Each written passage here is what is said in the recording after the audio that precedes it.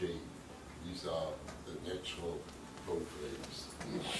So this new frame and co-frame, they are called n-holonomic frames. N-holonomic.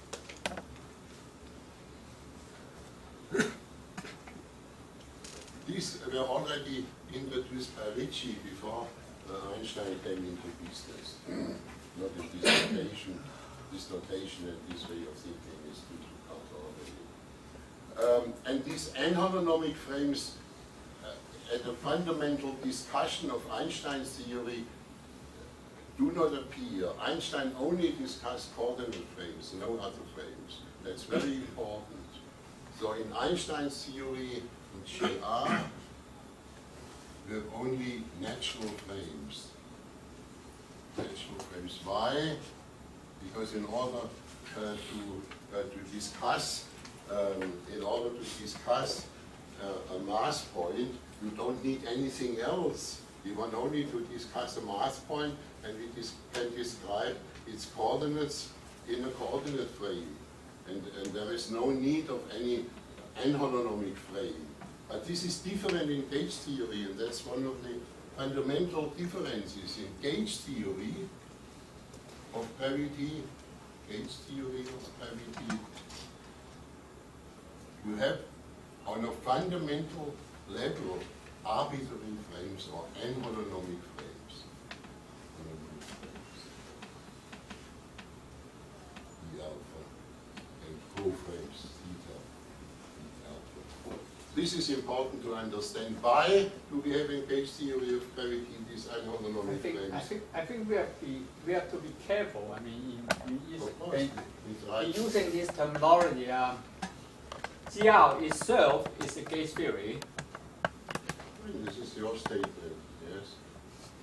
Well, I mean, the momentum constraint and the Hamiltonian constraint generate corresponding gauge transformation, which are lead derivatives. I mean, this is at least on self. So in that sense, it's a gauge theory. It is more gauge theory. I mean, more alike to QED or Young-Mills in that sense.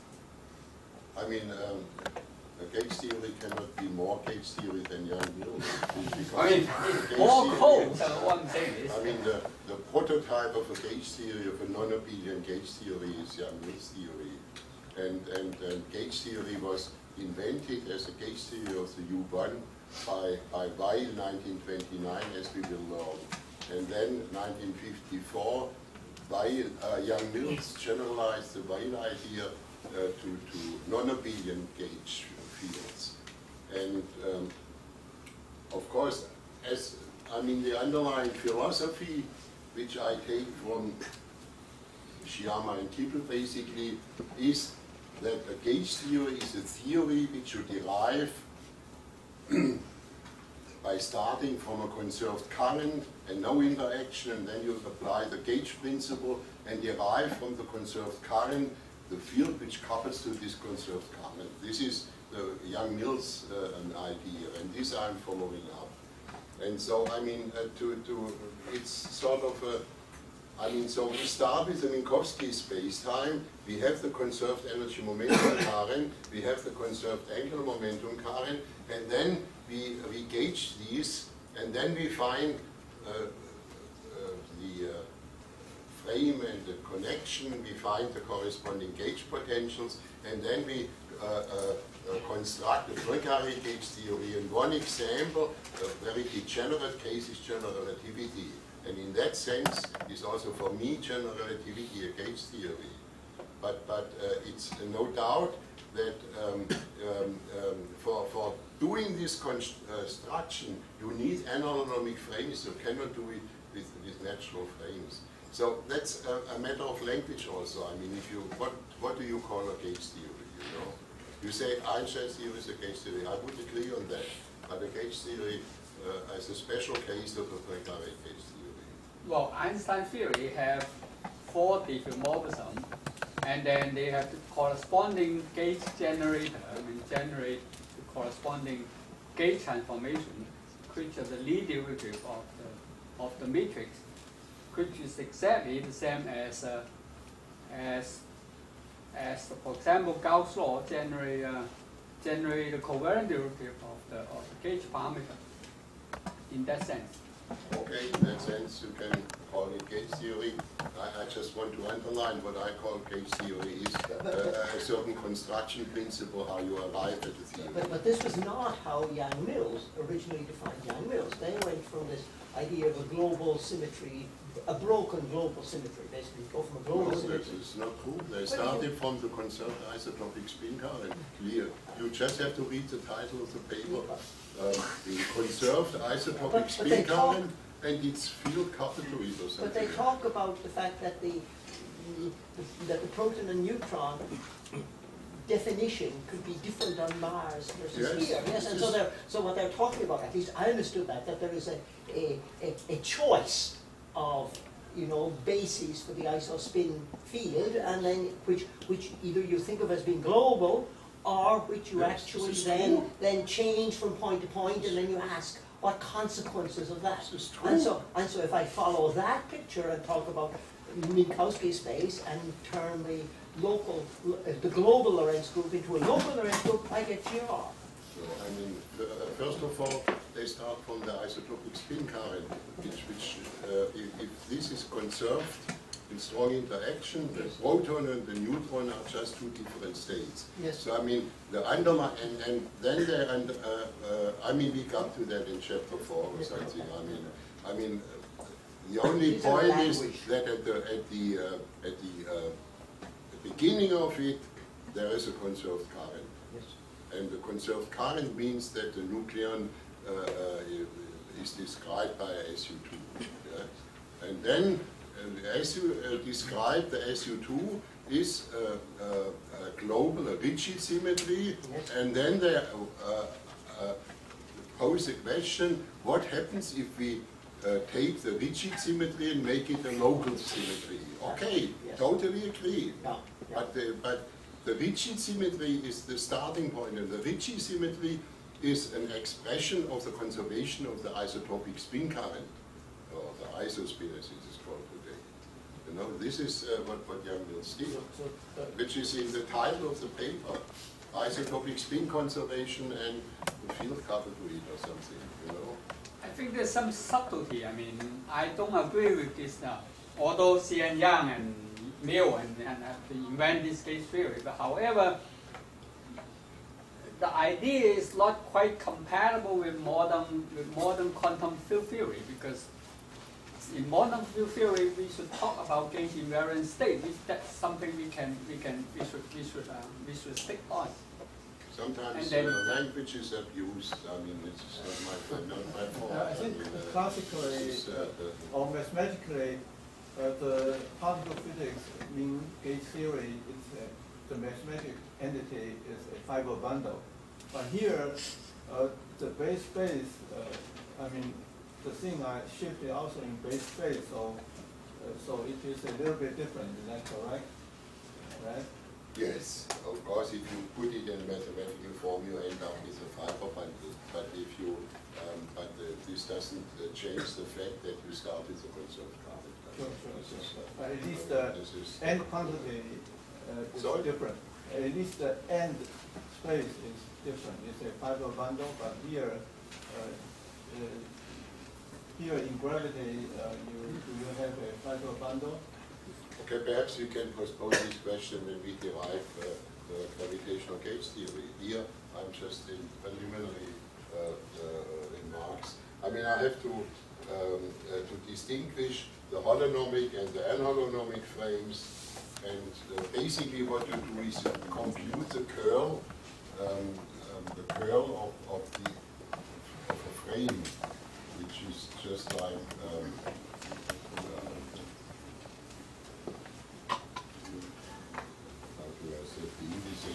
if I define the object of anholonomy alpha beta gamma is equal E alpha I E beta j times E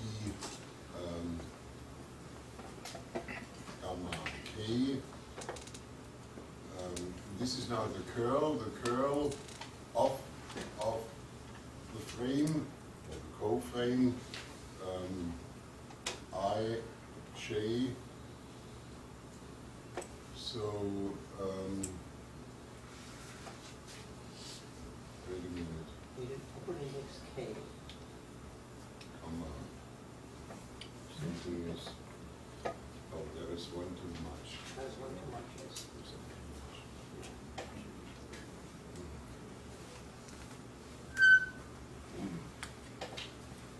It's like this. This is what, this is just a curl of the co-frame, you see? And this is just a vorticity.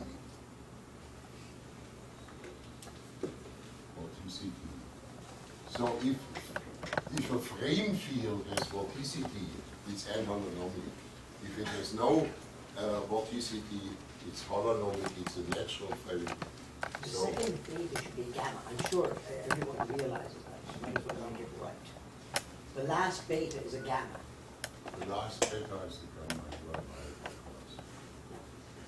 It's not separated. Upstairs. Yes, I'm just now confused. Alpha, beta is here and gamma is here. Thank you. So this is the object of holonomity.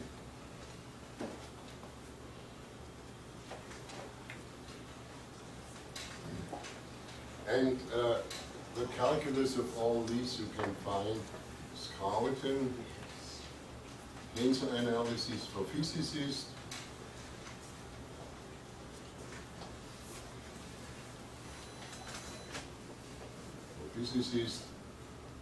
Dover.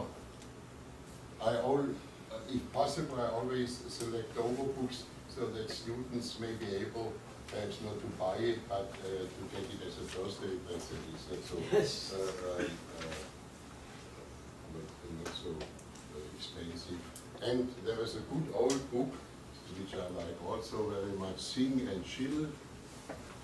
Tsing and Hehl, it's for tensor calculus. Also tensor calculus. Here you can really learn this. If you have some loopholes in that, it's Dover 1978. You can fill them. I learned all this from Ritchie calculus, which is of course expensive in yellow. Exactly, it's 1954. And is there more? Springer and the boring read, and That's right. Really but it has a terrible. lot of formulas which are very useful, and for that reason I use also these conventions, because I get most of the formulas from this book, you know. So this is a book which is highly recommended. But this is 1952 or 54 for Springer, and it's just called Ritchie calculus. Scouting. Modus and, well, I forget the name of Tsing. So that's Ritchie calculus. John Millington. John.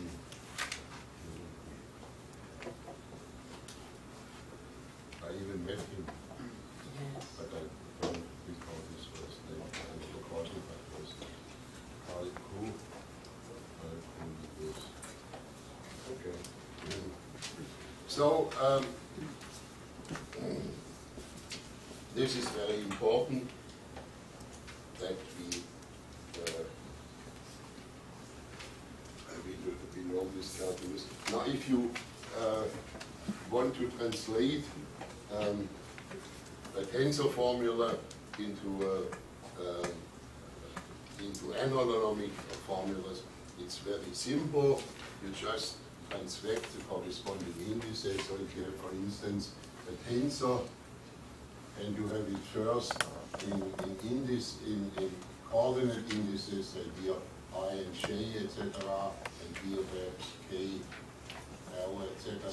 Then all you have to do is to take alpha, and I call it here beta, and here I call it gamma, for instance.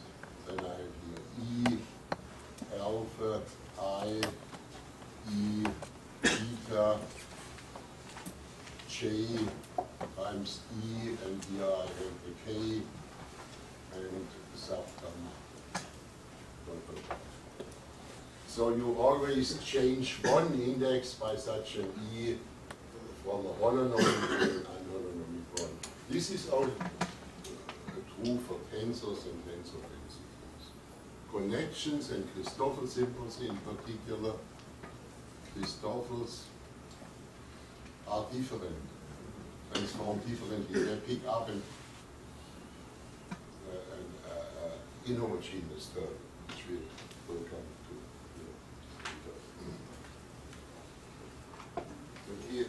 Then you can define in anholonomic indices partial alpha is by definition E alpha I times partial I. And this is now my exercise number 1 for students. Transform a curl into anholonomic coordinates. The curl of a vector field, say, or a co-vector field, 2 times partial I, say the vector field is V, J, and vice versa. This is the curl of a vector field. Transform it into anholonomic coordinates. You will see that it picks up a term which contains objective anholonomic.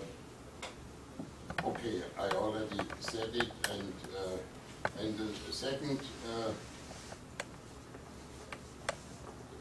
exercise for students, because I was asked by some students, in fact by one student, so I'm not sure that it's representative of other. Translate the Maxwell equations. Translate Maxwell equations into anholonomic coordinates. This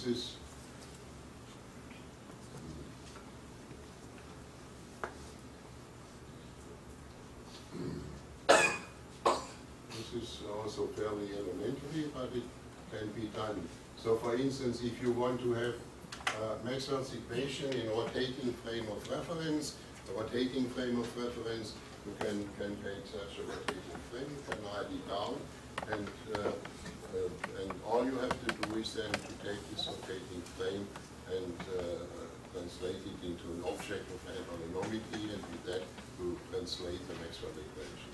So once you translated the Maxwell equations in anholonomic coordinates once and for all, you have a very simple way to, for instance, express Maxwell's equations for rotating coordinates. There are whole books which nothing do but translate Maxwell's equation into rotating frames. But this is for somebody who knows tensor calculus is an elementary thing. You just have a rotating tetrad and you write down Maxwell's equation in tetrad language. And this is just the anholonomic form of this holonomic Maxwell's equation. Or if you have it in exterior calculus, it's the same. So if you write this form. Now, a short remarks about forms, exterior forms. Since I use it, of course, I cannot give here now exterior forms, a description of this,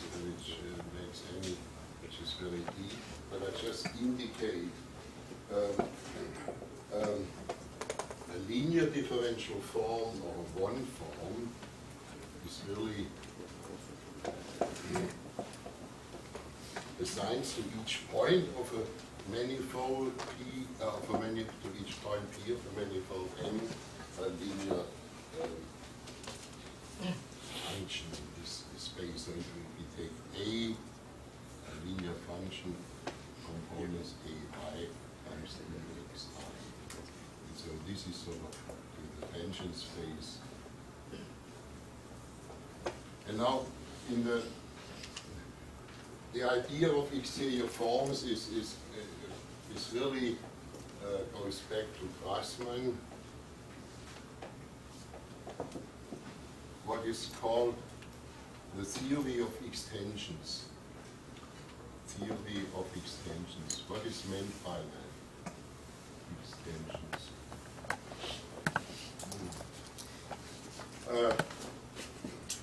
extension, you have first a one-dimensional extension and a one form along a line. And then you have a two-dimensional extension. You take two lines and multiply them in a way. Then you get an area element. And then you multiply exterior product. Always an exterior product leads you from one extension to the next higher one. You know? So this is very important. So you have a one-dimensional extension of one form, and then you have two-dimensional extensions. This is a b conventionally 1 over 2 factorial times b I j times dxi, which dxj, and this is an exterior multiplication which is anti-commutative. So dxi, which dxj is minus dxj, which dxi, which means in particular that dxk, which dxk is equal to 0. So you have this exterior product is anti-commutative, and as such dxk times dxk is equal to 0. So this is sort of the area element, the two-dimensional extension, and these are coefficients. And since this is anti-commutative, there can be here, it's anti-symmetric here, so such a two-dimensional form, a two-form as 6 and independent components, exactly what we need for the field strength. 6 independent components, is anti-symmetric tensors. And correspondingly, from the area element you build by multiplying it with a dx 3 form, and then you have Cijk times dxi, which dxj, which dxk.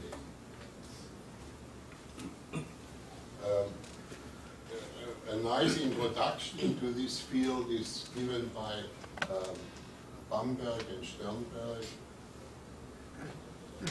Bamberg and Sternberg, Sternberg. I think it's called mathematical physics. It's a course which was taught at Harvard University, mathematical physics. It's 2 volumes. It's very comprehensively written. I think it's Cambridge University, but I'm not completely sure. It has several editions, I think it's at least where you can know this. So if you are in 4 dimensions, as we are in space-time, you have a 0 form is just form. The form is a 0 form, it has 1 component. If it's a 1 form, it has 4 components. If it's a 2 form, it has 6 components. If it is a 3 form, it has again 4 components. And a 4 form has 1 component. So examples for a 1 form is in electrodynamics is the vector potential. The field strength is a 2 form, the current is a 4 form, and the 4 form is, for instance, a volume element is a 4 form. And here a scalar potential phi is a 0 form, for instance. So this is just in order to have some of the tools available if we use them in our practical revisions. Now, if you are in an exterior calculus, you have to differentiate. Differentiate is the exterior differential D, and it's also built in this anti-commutative form. It has the anti-Leibniz rule, differentiation of a form A which a form B is equal dA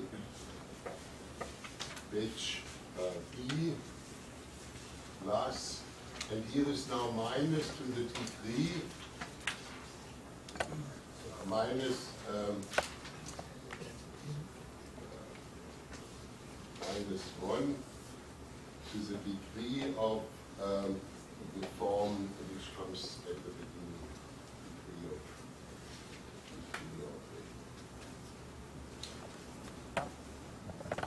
A which this is the likelihood for product of two. And the second one is how it acts on functions. 2 E on a function